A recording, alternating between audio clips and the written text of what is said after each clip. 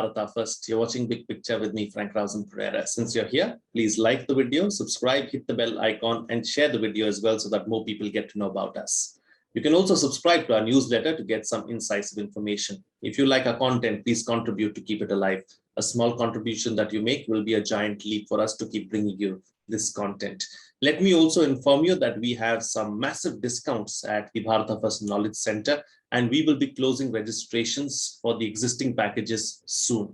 This is your last chance to get these offerings.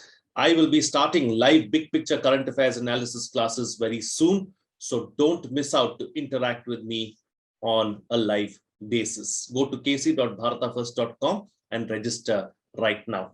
Hundreds are reaping the benefits of the Knowledge Center. Don't be left behind. All this information along with some must-see recommendations are in the description of the video. Please go through it. Now on to the discussion. Floods unleashed by days of unseasonal heavy rain have wreaked havoc and wrecked crops, blocked roads, and washed away bridges in northern India, killing at least 46 people in Uttarakhand. Aerial images have glimpses of engorged rivers and partially submerged villages in affected areas in the Himalayan state of Uttarakhand, which is especially prone to flooding, although other areas have also suffered in this week's downpours. Meanwhile, at least 26 people have been killed in floods in Kerala after heavy rains caused rivers to overflow, cutting off towns and villages. Several houses were washed away and people became trapped in the districts of Kottayam in the state of Kerala. Kottayam and Idukki are two of the worst affected districts in the state, where days of heavy rainfall have caused deadly landslides. In this edition of Big Picture, we will analyze the unseasonal rain and floods in Uttarakhand and Kerala. Joining me on the program today are Avinash Mohanty, Program Lead, SEEV, Urmi Goswami, Assistant Editor, Economic Times, and Naveen Kumar Bhatnagar, former DIG, NDRF. He's an expert on disaster management and rescue operations. Thank you to all my guests for joining me on this edition of Big Picture. Dr. Bhatnagar, let me start the program with you first. Massive flooding both in Kerala and in Uttarakhand. Several people have lost their lives as well. A difficult situation really as far as the administration and the rescue operations are concerned. How would you look at both these, and how would you look at the situation of the flash flooding that is taking place? Actually, in so many sectors and also at so many platforms, I have already spoken about it. Even then on your this RSTV also I told previously. It's not today's job. It's a long time going this type of floods and all these things, and problems are coming like that. In fact, government is not serious about it. So many times I told to the authorities, I told on the channels and all these things. Every time we are discussing the same matter, same thing, but nothing happened. So anyhow, today one more time we have tried to discuss this thing. So problem what happened, because our this Himalayan ridge and the mountains in India are maximum of sandy stones. So they bearing lot of mud and big thick boulders. So what happened? Time and again, when the heavy cloud burst comes or the heavy rain comes, so what happened? The saddle dams or the water stagnations in the between the 2 or 3 ridges or the areas and ponds. So it happened like that, that full of water, without any assessment, without any its extent, because it is sudden creators and water logging. So what happened when the cloud burst? Cloud burst means when a cloud full of water comes and another cloud comes over it, so it becomes a cloud burst, and heavy rain comes. So the capacity is very less. Water comes in a double or triple manner. So what happened? It breaks the saddle dam or stacks the water pond and all these things, and comes from upper layer to downstream. So when it comes to the downstream, so these stones, this mud, so it comes in a form of flesh, mud flesh, and with the heavy boulders and stones. So it becomes a heavy pressure on the rocks and the mountains, and the coming down to the lower area. So it became this type of flood and all these things. So likewise, the things are required to be assessed, to be relocations and reassessment, and the action is required to be taken well in advance. Now is the best time that our scientists, our authority should take care about it. And moreover, should I continue? So, so moreover, what happens? There's a lot of this illegal minings is a more thing. Illegal mining, heavy traffics, heavy machines, heavy buildings. All these things are coming up on the mountains and rocks and all these things, but load bearing capacity not so strong. This heavy, all these construction and all these things are coming up. Illegal minings are there. The cutting of forest, because the trees, especially grown up on the mountains, their roots are made like that, that they will catch the mud, stones and all these things, and it becomes anyhow safe. But nowadays they are cutting the trees, they are spoiling the environment, they are spoiling the strength of the rocks, mud and all these things. Sure. So that is why such thing happens. So it's the time, the water drainage system, outlet system, we can't stop the cloud burst, rain and all these things. So, but we can control. What is flood? Flood means uncontrolled flow of water. That is flood. So when we will control, you go to this dam, Kottayam Dam, you go to other dams. So what if there is a very good planning. They are very good planning, and also nowadays a new inventions are there where we can control the water when it comes overflowed from the dams, and like in this situation we can divert the extra water and all these things. Definitely flood will be controlled. It's not Sure. it's not a very serious matter, but we have created, we have not given any eyes and ears. That is why these things happens. Absolutely. So we'll come back to you, Dr. Bhatnagar, and we'll talk about, what needs to be done and how we can control the situation a little later on in the program. Let me go across to the other two panelists as well. Urmi, let me come to you now. As far as this particular point that Mr. Bhatnagar is raising about urbanization and planning and, all these other aspects which are not looked into, can this situation be avoided, or do you think too much damage has already been done and we have to really look at something new and something out of the box? Uh, First of all, the thing about climate change and the situation we are facing in Kerala and Uttarakhand in particular, it's a bit like a vicious cycle, and therefore you have to break the cycle somewhere. Which comes to your question of whether we have to think of something different or we can remedy the situation. Actually, you have to do a bit of both, because we cannot pretend that what has happened or the settlements that exist, because you're talking in terms of human habitations that exist, will be wished away. They will continue to exist. And yet newer habitations will come up, newer developments will happen. So you have to do a bit of both. Now, what is it that we need to first realize? That yes, climate change contributes to the situation that we are facing in both, particularly in the case of Kerala and Uttarakhand, but it's true virtually across the country. But these two, why are these two singled out?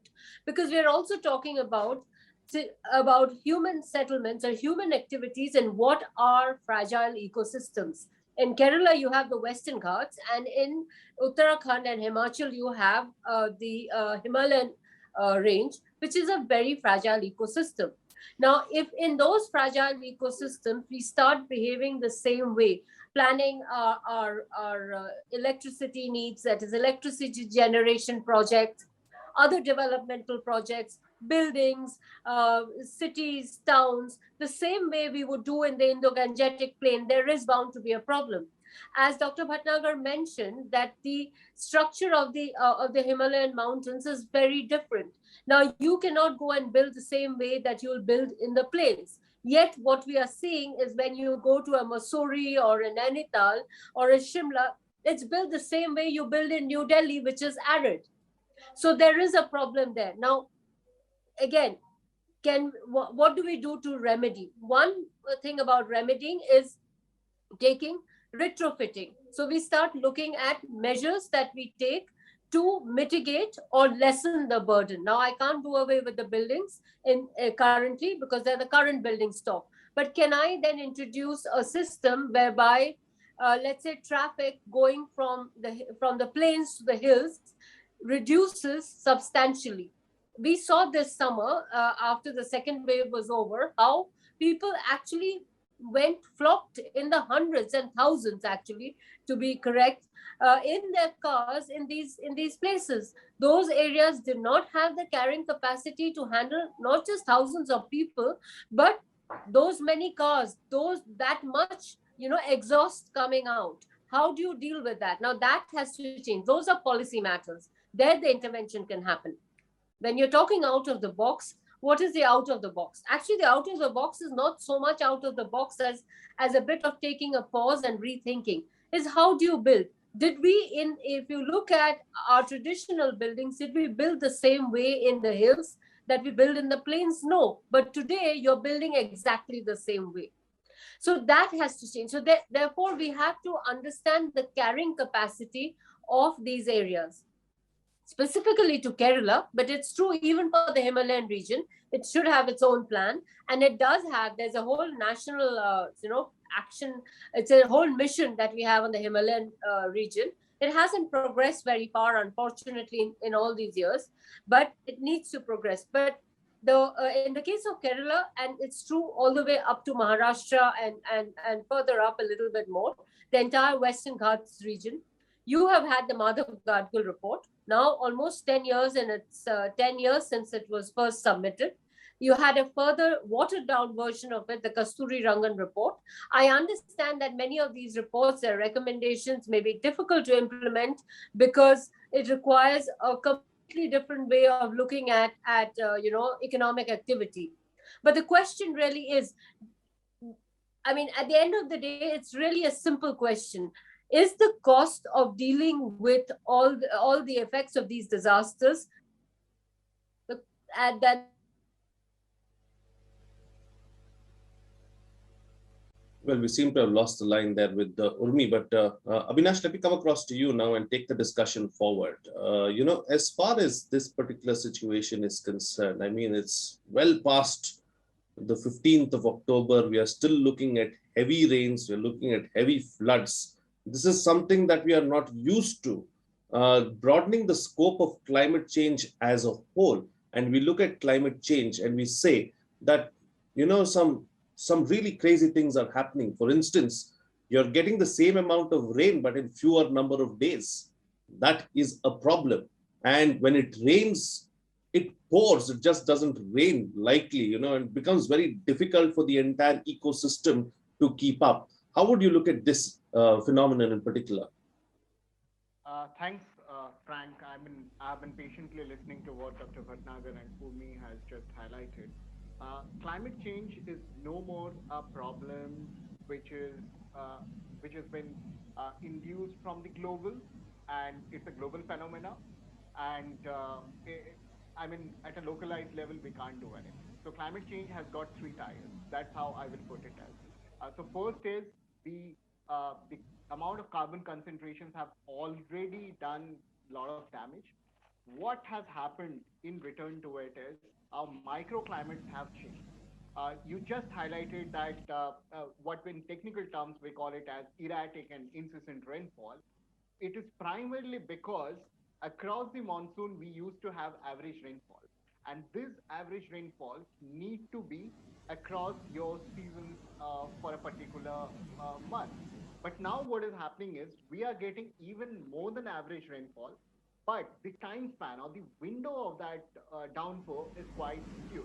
2018 Kerala flood, where actually in classic example where it was an heavy downpour, incessant erratic rainfall that happened across 3 days, and we were flooded. The very particular 2021 floods, uh, even in Assam and as well as in Uttarakhand, all of this are actually being triggered by localized microclimate change. In return, what is happening is, so the simple physics around it is, your land has already been, I mean, you have a land surface temperature which is increased. Normally, the land surface temperature, whatever is the warmer airs actually go down to your oceans, but your oceans are already warmer. So it loops in, and in a way, the depressions are becoming deep depressions.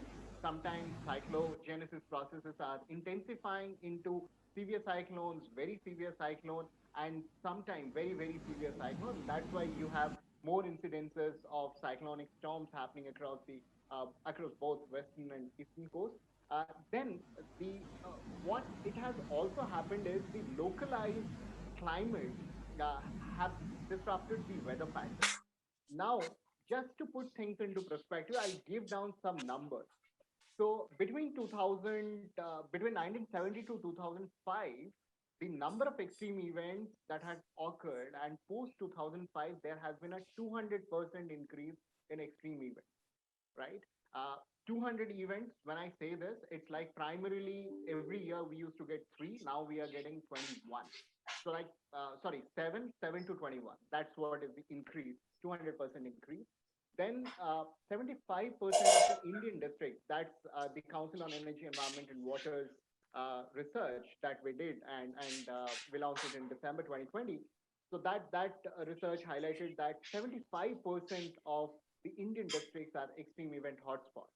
Now, what is more alarming is, Frank, uh, 40% of these districts are showcasing a swapping trend. And the swapping trend is primarily your flood prone areas are becoming drought prone areas are becoming flood prone, vice versa. And parallelly or simultaneously, some of these districts are witnessing flood and droughts, right? And this is alarm, right? You basically don't know what exactly are you, even if you are prepared for floods, you might get a drought. And so this brings me into what exactly we should do as a first step.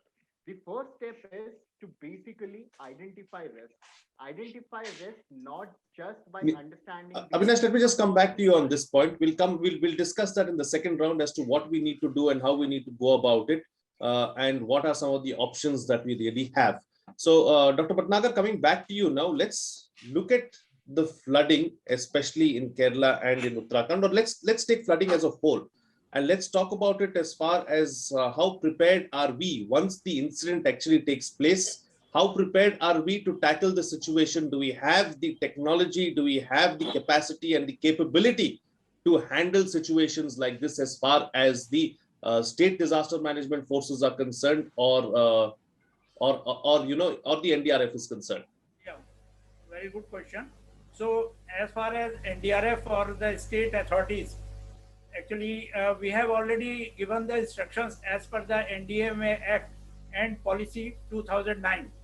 Already we have instructed the state governments, and the NDRF is from center, and NDMA is the central authority, which we are giving the expertise to the state governments. The authority is giving the power to the state governments. They are saying that you do like that, and these are the latest equipments to use in the rescue operations. State government should procure all these things. NDRF is a central body, whereas nowadays we have already spread our branches almost all the country, all the areas where it requires frequently. So state government, we are also giving the training as per policy 2011, 2000, this disaster policy 2009, section 10. Already orders are there to educate the people, complete from bottom to upper.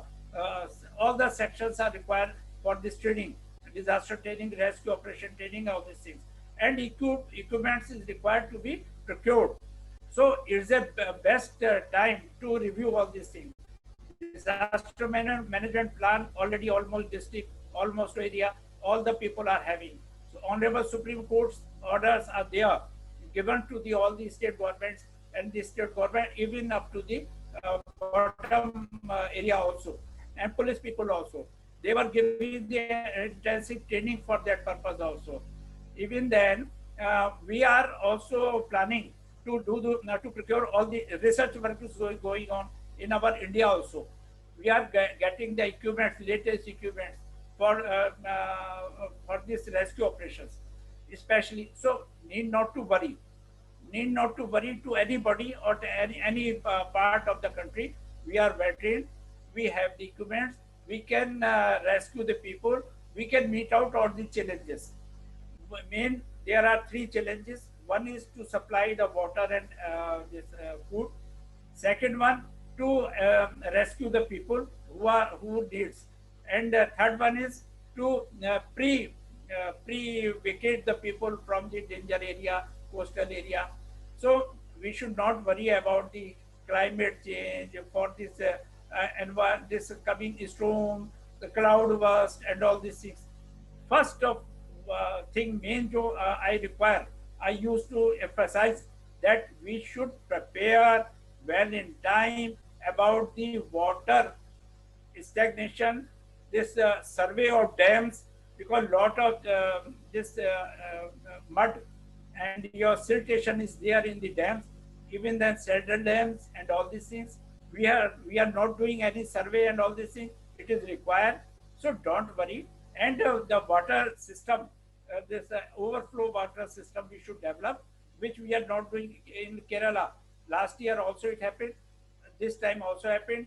Your Ramnagar, this this area, there's a Kosi River, and the water coming from Nepal to this Bihar.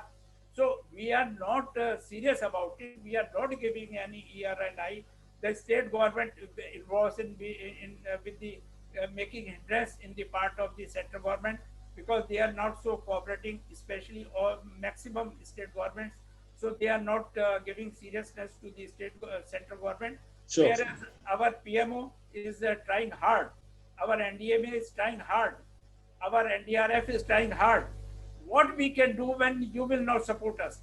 When we have well equipped, we are trained, we can 100% challenge among the complete Asian authorities that we are the expert agency in India, and we can extend our help to everybody, to anywhere where it requires. So when Right. we are experts, we are highly educated, we are highly skilled, we have latest equipment about it. Why people are worrying and all these things? But planning is required. Planning is required. Yes. Water is really God gifted Ashirwad to all people. Water is must. So whether it comes from cloud burst, whether it comes from this cyclone, so it is a Ashirwad from the government, from God. So we should take care about it. This our systems. We should again I'm saying that we should take care about this planning, water planning, see in Rajasthan. Points taken, Dr. Bhatnagar. Yeah, we have to plan, because without planning, there's not going to be anything, and that's going to be key, and that's going to be on top of the priority area, really, as far as this is concerned. We should not fear. Okay. We are prepared and we should not fear. We should just have better planning, is what Dr. Bhatnagar is suggesting. But let me just take that particular aspect forward with you. You know, over the years, we've noticed with everything that we do, we seem to be, reactive. It's the end of October now. Very soon, as Diwali comes close, we are going to start talking about air pollution. It's a phenomenon that happens every year. We continue to speak about it. There's an action plan to deal with it, but nothing seems to happen. So I get the sense that we are extremely reactive and we are not proactive at all, and we don't take any proactive measures. Well, you're 100% right. Our sort of approach to issues, whether nationally, locally, or even globally, is reactive. So therefore, we are not proactive. But unfortunately for us, or another way of looking at it is, this will force us to get into a slightly more proactive stance. Now, climate change is, of course, not a problem that God created today. It's a problem. It's a historical problem. It's from emissions that have been cumulatively adding up. But anybody who has had the opportunity to even glance through the latest report from the IPCC will tell you that what we are experiencing today is the result of all the emissions that have happened till now. From now on, things can get worse if we do not mend our ways. Now, there are two parts to this conversation. One is correcting for what has happened in the past, and second is avoiding from happening in the future. Now, both these things will overlap, because how do you correct for the past? You don't have a time machine. So you correct for the past by taking action now, and you take action now to prevent future actions. Then, to come back to the issue of flooding, which is what we are focusing on today, the truth of the matter is that if you look back at the history of our country, floods are part of this conversation. Now, the reasons for the floodings have changed. The intensity and the periodicity have changed. Now, look at it in this last 1 year. The monsoon rains that you have received in many places have exceeded the annual averages. Delhi is a good example. So is virtually every place where we are talking about floods that have happened. Now, controlling that or addressing that will require X kind of efforts. They're not just Indian local efforts, national efforts, but also global efforts. But there are things that that happen on the ground that have exacerbated the impact, and that is where the problem starts in some earnest for us. Now, what are those kind of problems? The kind of problems are our inability to assess risk. We need to map our vulnerability. So which are the areas where we are particularly vulnerable? Therefore, what kind of action, what kind of development, what kind of human activity should happen in those areas? And then vulnerability is not an either or, it's like kind of a scale. So you go through that. Vulnerabilities exposes our risks. Where exactly is even if you look at it in terms of pure economics, where is the highest economic risk? Where is the loss of livelihood and material investment the highest?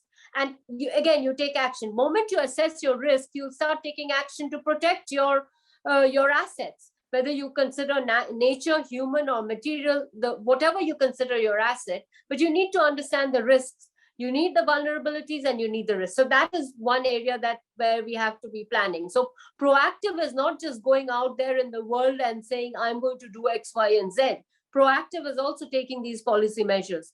Two, are there things we are doing which we can do better even before we start talking about assessment of vulnerabilities and risk? And that is, as I mentioned earlier, how we build, how we plan our townships, what kind of economic activities that we do. I mean, the Western Ghats is a perfect example. If in 2011, Professor Madhav Gadgil chaired a committee, they did an enormous amount of groundwork. Professor Madhav Gadgil is definitely one of the leading expert on the Western Ghats. They did huge amount of consultations on the ground level, and they came up with a report. Now, yes, we may argue, as some people did, that report is too idealistic. We cannot implement it, but there has to be further conversation in trying to implement it, because at the end of the day, not taking action, which acts on our vulnerabilities and risks, is creating a bigger problem.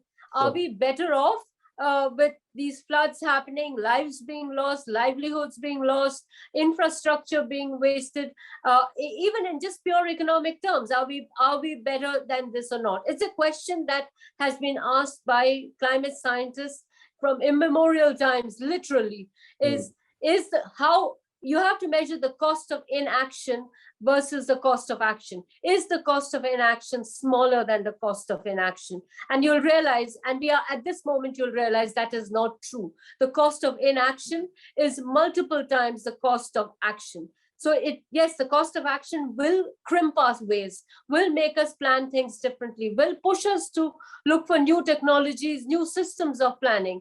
But is it worth it? Yes, it is worth it. Absolutely. Absolutely. Avinash, let me get a closing concluding remark from you on the best way forward and what are our options? What are the solutions? So I I mean, Urmi and Dr. Bhatnagar have quite comprehensively put it together in a abridged way. What I would say is three things: map, plan, and adapt. So map in order to identify your risk, because until or unless you identify your risk and the compounding impact of risk, you will be always in a no man's land, and we will always be having that reactive nature to deal with extreme events. We can't go beyond in terms of sustained planning. The second thing that has to be done is planning based on risk identification, as Umi has highlighted, that we need to move beyond, because as a country, we have already moved beyond in terms of saving lives. Uh, Now, our focus should actually shift in terms of climate proofing livelihoods, infrastructures, economies, and economies because and livelihoods because India aspires to become a 5 trillion economy, and this 5 trillion economy cannot happen with 21 odd extreme events hitting you and ravaging your livelihoods and infrastructures at a regular interval. So first and foremost is every $1 spent on your climate proofing activity actually fetches you benefits worth $4. So that's what is the equation. Then third is adapt. When I say adapt, it is not just about adapting to an extreme event. It is about adapting through a lifestyle. It is about adapting through qualities, standards, and just to sum this up, we need three kind of adaptation. System adaptation, where our policies, systems, and our actions are coherent with climate proofing or climate proofing actions. It can't be just within the prerogative of National Disaster Management Authority or Ministry of Environment, Forest, and Climate Change. The cohesiveness has to come in because we have more than half a dozen of ministries and more than a dozen of action plans around climate action. Still, we are unable to manage our disasters well. So system innovation or the system kind of adaptation. The second thing is technological, because we need technology to retrofit as well as to climate proof our planned infrastructure. India is halfway mark in terms of building its built-in infrastructure if it aspires to be a 5 trillion economy. And then third is the financial innovation. We can't just rely on our public expenditures. We need those global risk pools. And very rightly at the council, we have been pushing this, that a global resilience reserve fund should be created in terms of tackling this. And this should be at the core of managing disasters through a cohesive, concrete, and cumulative way. It can't be done in a siloed way. So my take is map, plan, and adapt. Absolutely. All right. Thank you to all my guests for joining me on the program and putting things into perspective for us. Well, what's coming out of this discussion is that climate change is real and things can only get worse from here. We are witnessing unusual weather activity. What we need is better planning and seriousness to deal with the situation at hand. What we are witnessing is years of neglect to the environment, and we have to take action right now. We need strong efforts at the local, national, and global level. Our inability to assess risk always comes to the fore when nature's fury strikes. We are reactive, not just in India, but around the world. We have to be proactive. What we do, we should be better, like building the right kind of buildings depending on the region and topography. Map, plan, and adapt. That is the mantra. Well, before I go, let me once again remind you to like the video, subscribe, hit the bell icon, and share the content as well so that more people get to know about us. You can also subscribe to our newsletter to get some incisive information. If you like our content, please contribute to keep it alive. A small contribution that you make will be a giant leap for us to keep bringing you this content. Let me also inform you that we have some massive discounts at the Bharata First Knowledge Center, and we will be closing registrations for the existing packages soon. This is your last chance to get these offerings. I will be taking live big picture current affairs classes starting very soon, and this will give you a chance to interact with me on a live basis. So don't miss out on that. Go to kc.bharatafirst.com and register right now. Hundreds are reaping the benefits of the Knowledge Center. Don't be left behind. All this information along with some must-see recommendations are in the description of this video. Please go through it. That's it from me. See you again next time.